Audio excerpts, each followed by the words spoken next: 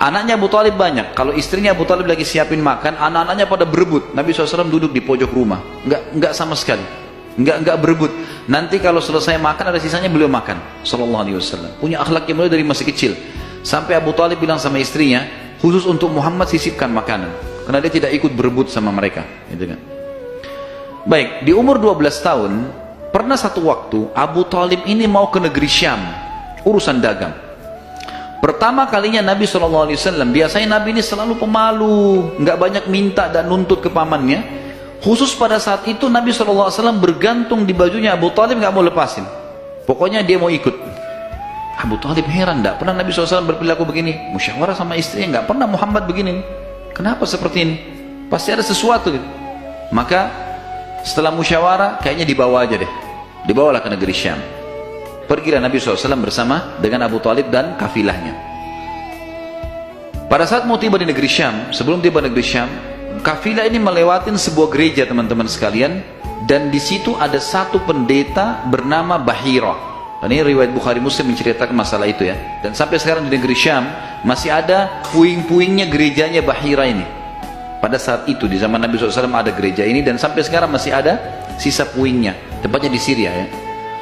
Kemudian teman-teman sekalian, pada saat melewatin kafilah ini melewatin gereja, si Bahira ini kepala pendeta di gereja itu memang lagi nunggu informasi tentang Nabi terakhir nih.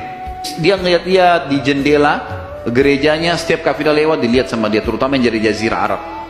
Secara kebetulan dengan hikmah ilahi lewat kafilahnya Abu Talib, dan kafilah ini agak berbeda dengan yang lainnya. Kafilah itu berarti 3 unta ke atas ya, baru dinamakan kafilah.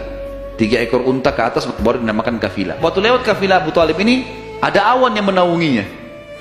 Beda dengan kafilah lain, padahal lagi terik matahari. Tidak sengaja kafilah Abu Talib istirahat di sebelah gereja, dan ada pohon-pohon kurma yang berderet, itu semuanya seperti menundukkan daun-daunnya ke kafilah itu.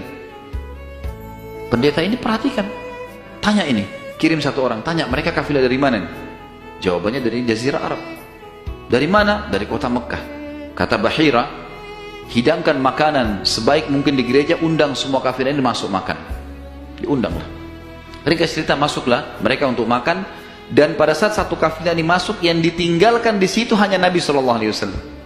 Nabi gak boleh masuk, karena tradisi orang Arab dulu aib kalau anak kecil ikut makan.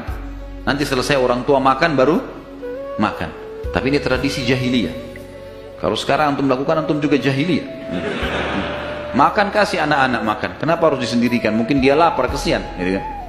Baiklah. Waktu lagi makan, Bahira ini memperhatikan satu persatu orang-orang Quraisy ini, wajahnya. Karena mereka tahu cirinya Nabi terakhir. Alisnya, wajahnya, mukanya, kulitnya, jalur nasabnya, semua jelas.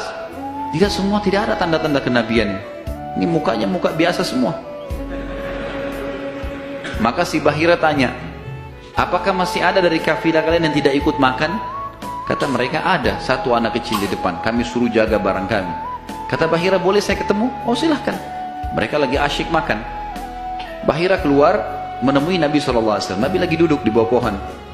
Lalu Bahira memanggil dia, mengatakan, hai anak kecil, ikutlah dengan saya.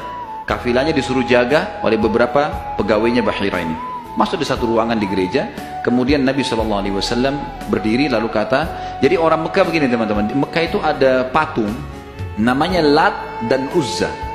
Lat dan Uzza ini 2 patung yang luar biasa dikultuskan di Mekah. Hebat patung ini menurut mereka. Jadi kalau bersumpah atas nama Lat dan Uzza sudah tidak mungkin berbohong.